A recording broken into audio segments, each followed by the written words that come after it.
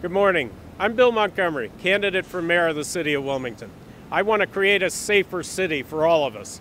I want to end the killings and the violence that are plaguing our community, that are ruining lives. I've been a strong advocate for a program called Safe Communities. What it does is it locks up the worst of the worst. The most violent offenders in the city deserve to be behind bars. But secondly, what it does is work with what I'll call the B team. There are other folks caught up in the crime game for a number of reasons. They need to be worked with.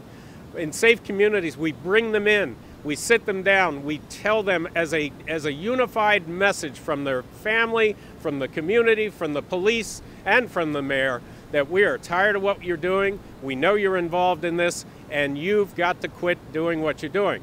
But we're here to help you.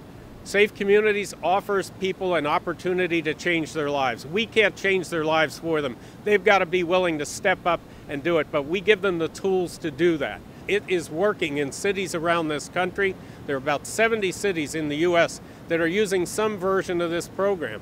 There are great success stories where violent crime is reduced by 40, 50% in some cases. We need to be working on it. We can't just sit and wish for community policing. We can't just sit and wish the crime would go away. We have to have an active plan. I have a plan for this city. I want to make us a safe city again. I want all of us to feel free sitting on our porches, walking the streets of the city, having our kids play in a park. Safe Communities can do that, and it can change lives and improve neighborhoods.